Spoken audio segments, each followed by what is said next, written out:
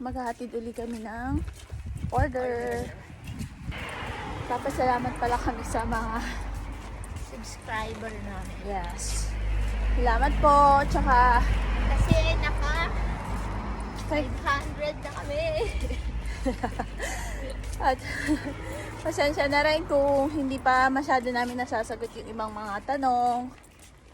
Gagawin po namin yung best namin. Wow. Masagot lang yung mga katanungan nyo. Continue, subscribe. Yeah, panoodin nyo po kami and support. Thank you po. One eternity later. Hi guys! Nandito kami ngayon sa parking lot. Nag-aantay kami ng labasan kasi may mga deliver kami. Mga order nila. Yes. Meron pong nagpapa-shoutout po sa amin. So, natutuwa kami kasi Madami nagko-comment. oo, nag-shoutout. Gustong magpa-shoutout. Shoutout po kay Kuya. Kuya Jan Paul Regala sa Jelaba. Hi! Salamat sa panonood. At saka po kay JR Odihe. Hindi ko sure. kung tama. Pero hi po, JR. Salamat sa panonood. Salamat po. Pag-usapan natin yung mga common na tinatanong o kino-comment po sa channel po namin. So, number 1 po, paano po kami nakapunta dito sa Czech? Nag-apply po kami dun sa Taiwan noong 2020. Isang naman pong tanong kung magkano po yung nagastos namin. Bali mga 200 Sa peso. sa peso. 200,000 sa peso.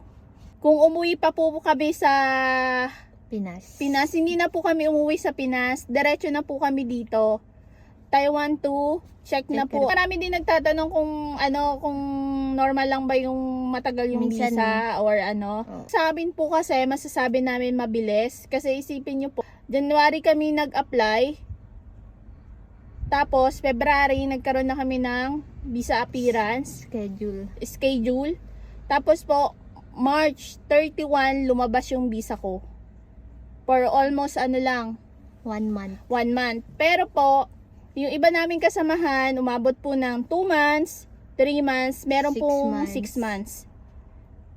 Kaya po yung mga nag-aantay, huwag po kayong mag-alala. Kasi po, kung meron naman pong magiging problema or hindi nila, dun pa lang po sa appearance, sasabihin na agad po sa inyo na may kulang kayo. A few moments later. Yung madalas na tanong sa amin, paano yung naging process? Bali, yung mga requirements is hindi naman po naging problema po sa amin kasi kukuha lang po kami ng NBI. Police clearance po. Yung police clearance po, dahil po nagtrabaho kami sa Taiwan, kailangan po namin kumuha ng police clearance na galing ho sa Taiwan. Tapos po, yung MBI na galing sa Pinas. Tapos, yung mga diploma, transcript, tapos po yung COE. yung Certificate of Employment po, kung ano po yung nilagay nyo dun sa resume mo, kunyari 3 po yung nakalagay doon, mas okay po na may maipakita po kayo doon na Kompleto din yun na 3. na 3 na certificate employment kasi mas okay po yon. Hahanapin din kasi nila yon. Pag nakita nila sa mo na ay 3 yung company mo, nasan yung mga certificate mo, mas okay po yon para legit. 1 hour later. So guys, may isa pang katanungan na madalas din kung may age limit po. Dito po kasi, pag nandito ka na, hindi ka na magkakaroon ng problema mag-apply. Hindi nila inaano yung edad. Basta makita nilang yung kakayahan mo, makita nila yung mo, kung alam mo ba yung ina-applyan mo dito, wala pong problema yung edad. Hanggat kaya mo po. Pero pag nag-apply ho kayo sa Pinas, doon po tayo medyo mahihirapan kasi po alam ko ba halos lahat ng agency or nagpapaalis doon is may age limit.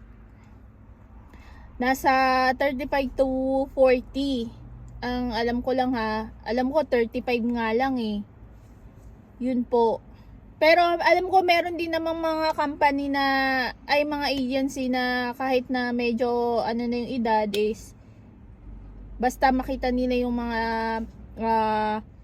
experience mo at pasok ka dun sa banga na hinahanap nila, it's wala namang problema.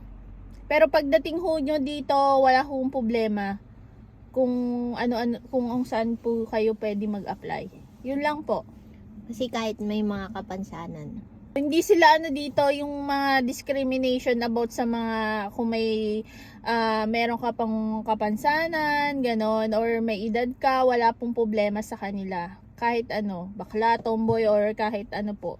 Basta kaya mo yung trabaho. Yun lang muna po. Pasensya na po kung hindi po namin nasasagot lahat ng pero gagawin po namin yung best namin na ma-share or masagot yung mga katanungan nyo, or gagawa pa po kami mga video about sa mga iba pa nyong katanungan. Sana po patuloy nyo po kaming panoodin. Maraming salamat. Marami pong salamat. Bye. Bye.